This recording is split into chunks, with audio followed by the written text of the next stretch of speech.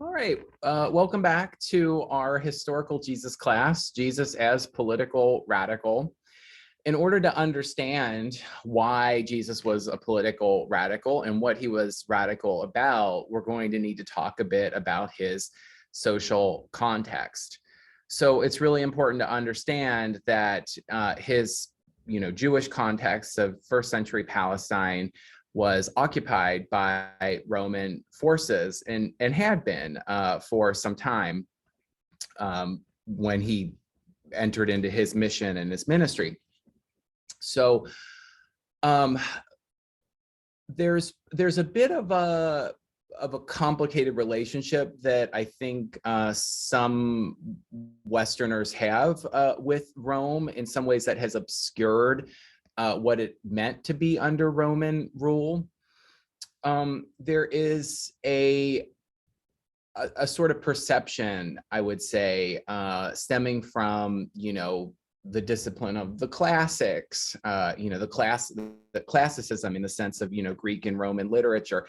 This is the birthplace of Western civilization. It's given us, all of these, incredible thinkers, Plato, Aristotle, this incredible art, Euripides, the tragedies.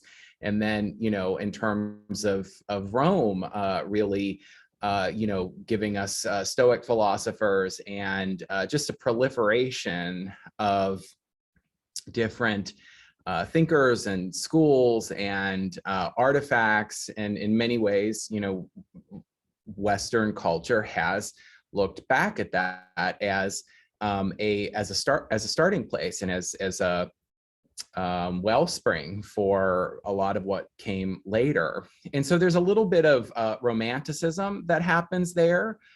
And I think that can sometimes obscure just how brutal and difficult it was to live under Roman rule. It was difficult to live under Roman rule if you were just an average Roman citizen, which meant that you would have to have been male, in order to be a Roman citizen. Women were not considered citizens. They were considered the property of their husbands. But then on top of that, to be in what was called a client state, that was even more precarious and more difficult. You had even fewer rights and fewer opportunities for redress. So looking at kind of what was happening at that time, you had layers here. So you had in first century Palestine,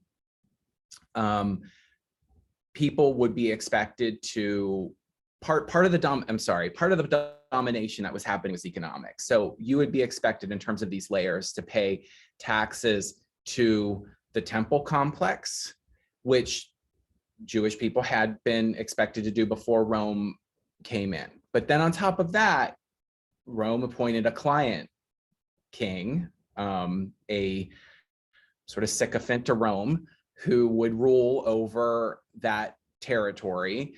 And this was Herod and his family.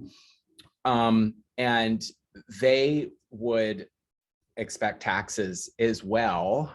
And they would really, the Herodian dynasty really exploited that and created some pretty large sort of cultural productions that required a lot of funding and money.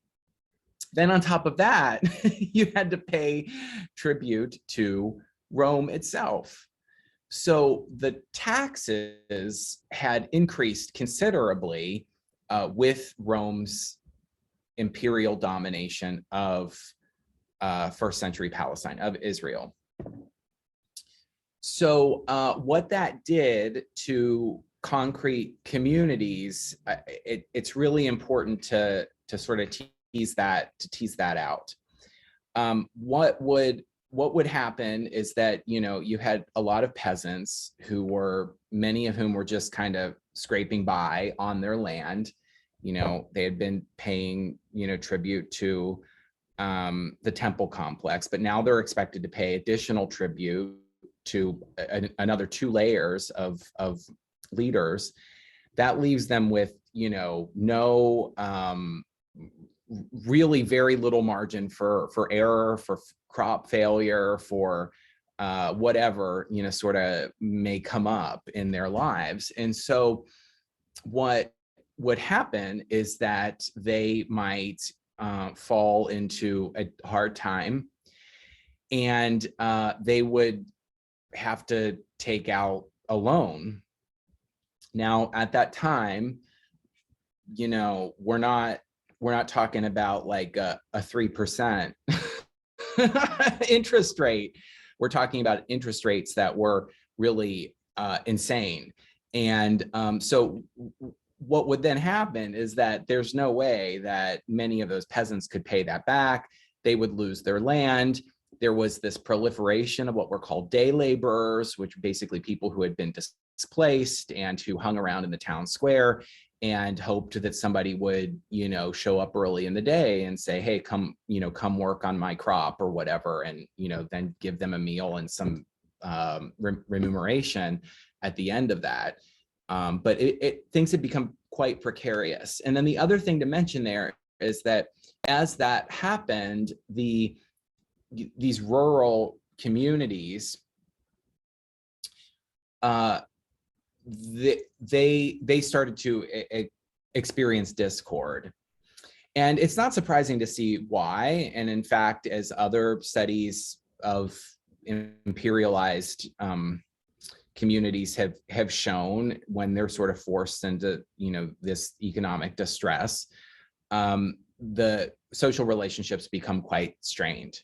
So you have people who are, you know, resentful that their land has been taken away, and other people who are resentful of them because they can't pay back their debts. And this sort of real generation of hard feelings, resentments, hatreds, interfamilial conflict, all of that's coming up in these small rural communities.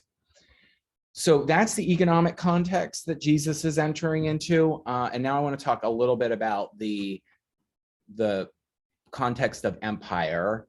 Of course, empire is, I mean, it's held up by its economic base, but I want to talk also about politics and war. So again, kind of, you know, what the prejudice from the sort of perspective of the classics and how great Rome was and all of its contributions to Western civilization, that can obscure the violence that it perpetuated. The philosopher Walter Benjamin has this great quote that any document of civilization is simultaneously a document of barbarism. And what he means by that is that anytime you know, you see a wealthy, elaborate civilization, city, community, empire, it's built off the backs of other people, right? And those people had to be dominated. Very much the case for Rome. So a great example of this is that I mentioned Josephus already. He was a Hellenized Jew writing towards the end of the 1st century, and really chronicling the history of the Jewish people. And he talks at one point about the Arch of Titus. And the Arch of Titus is today considered one of the wonders of the Roman world. But I'd like to read to you his description of the Arch of Titus. Let me just pull this up. And I'm pulling this from, you know, Horsley's book, Jesus and Empire.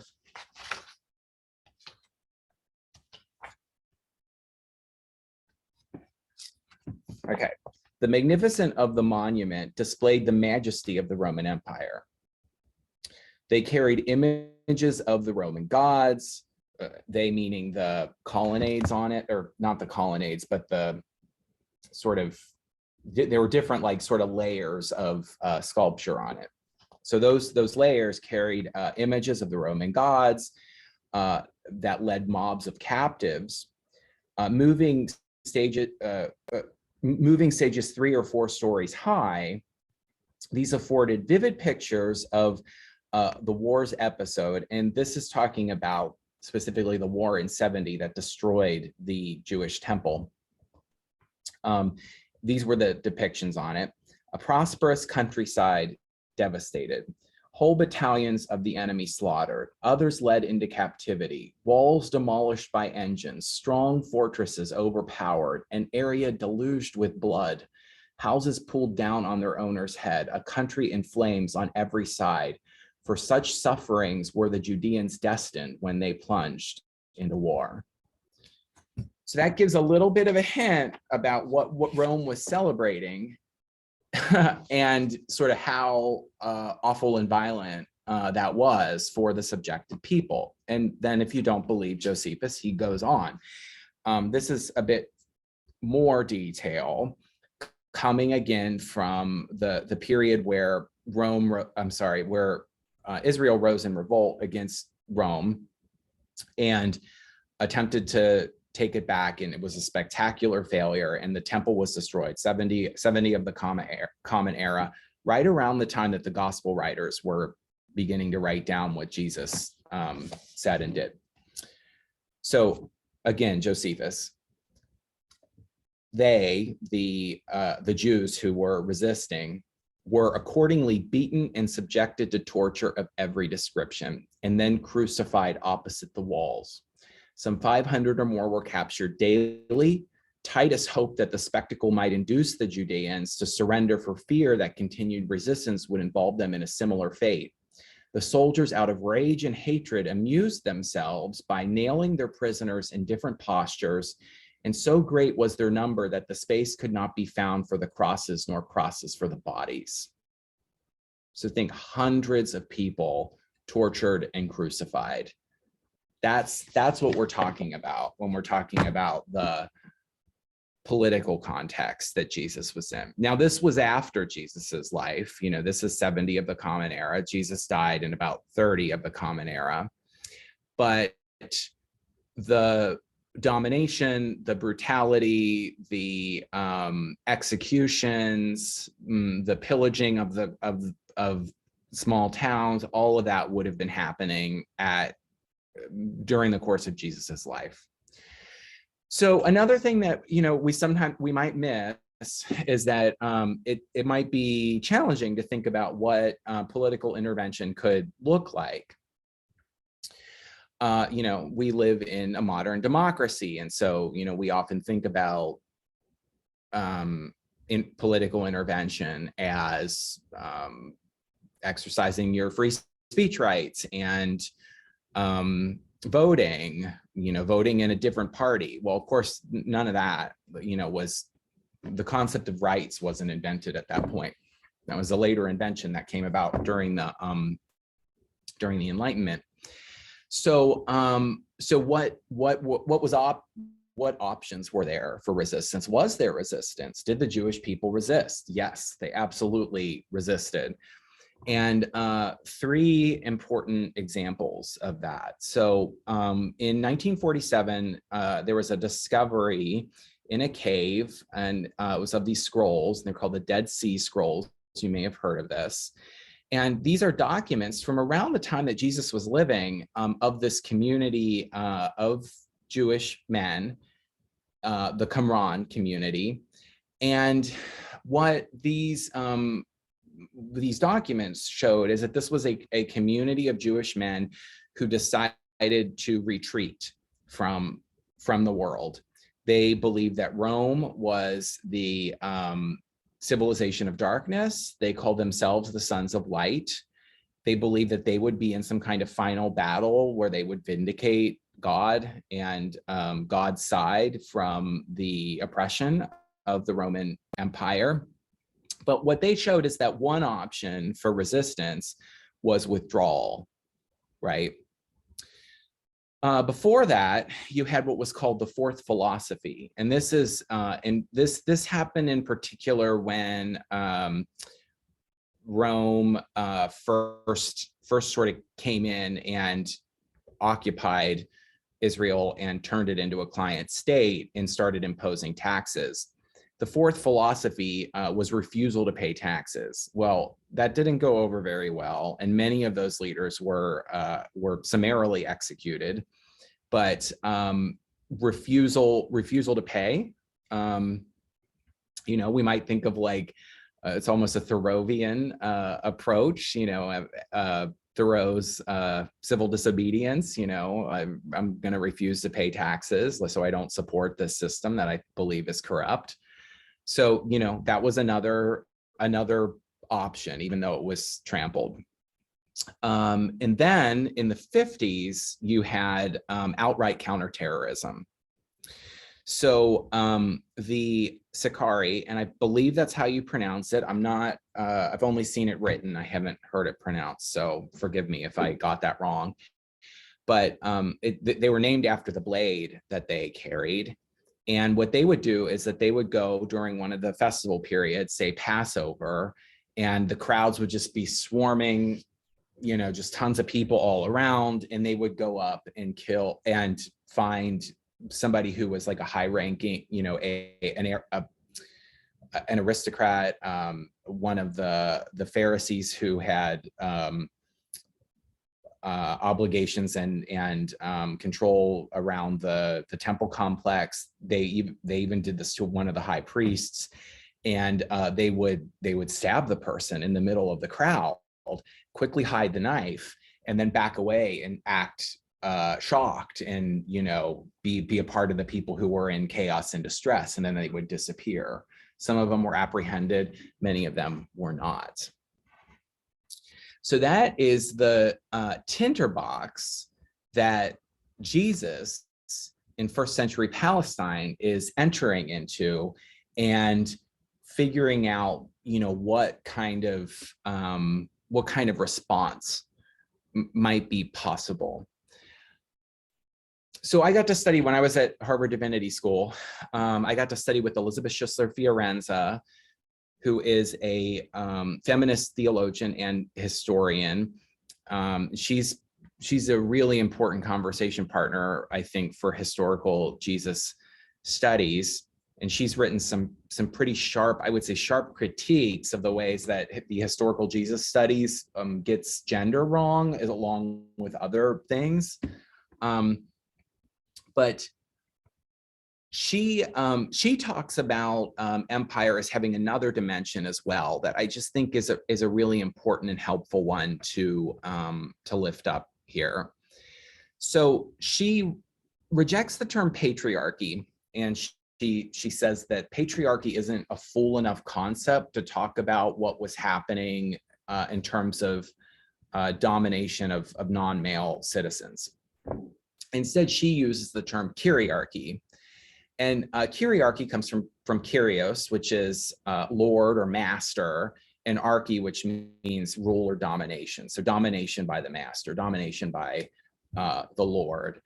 And the way that she writes about this is that under Roman Empire, and then she draws parallels to other cultures, including ours today, there's almost like a Russian nesting doll experience of power that's happening. So, the largest outside one is the empire and the emperor.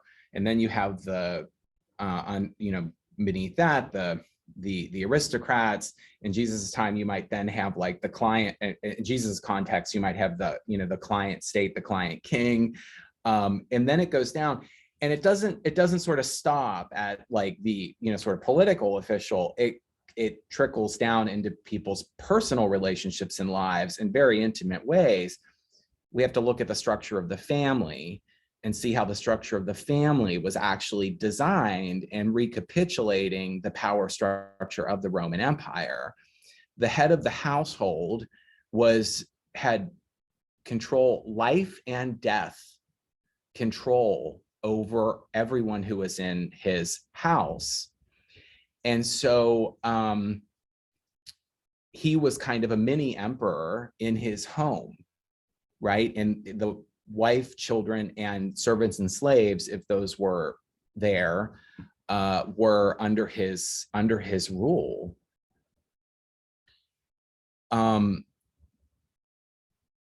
What that does is it expands the concept of empire, beyond only talking about economics, beyond only talking about political violence, and really shows the ways that it was very deeply enmeshed and implicated in the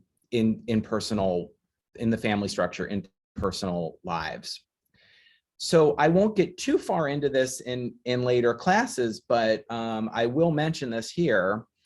Elizabeth Schussler Fiorenza talks about how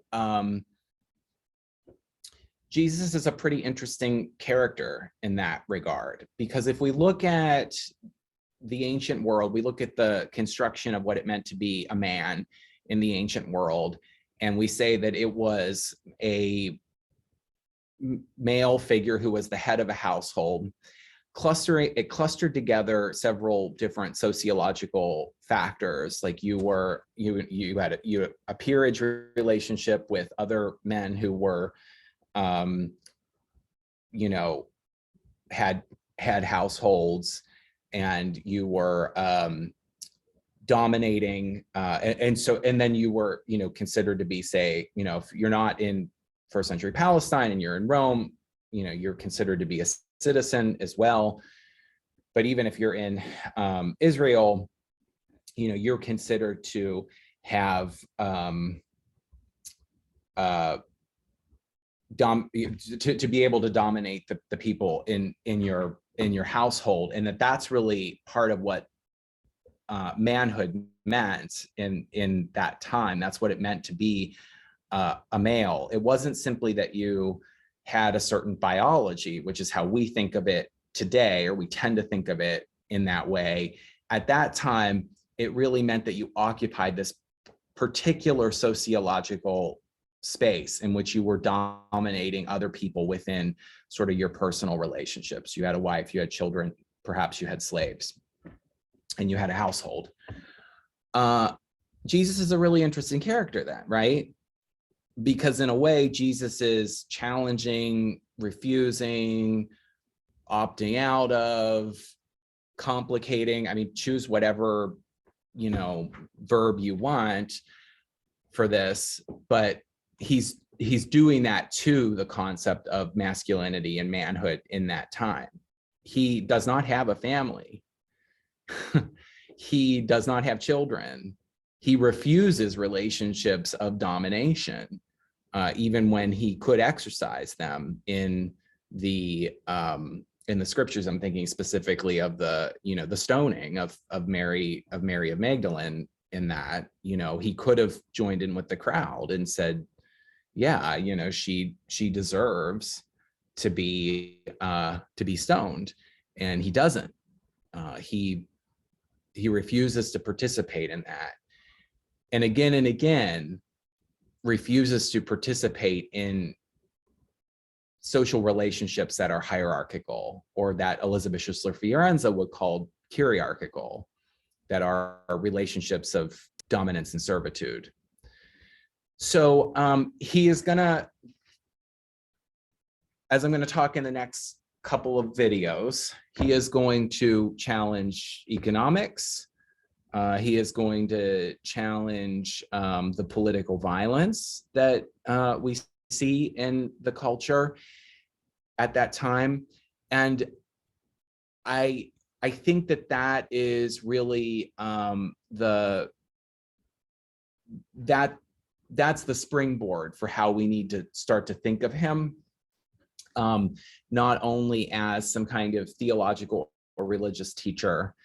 I think liberal folks, progressive people, don't have a problem sort of thinking of Jesus as being like this wisdom teacher who has like lots of, nice things to say about, how to live. Maybe more liberal folks have discarded some of the theology that doesn't fit for them anymore, or maybe don't feel that there's really much of anything that Jesus has to offer. But many will say, hey, you know, I can kind of get on board with him being this sort of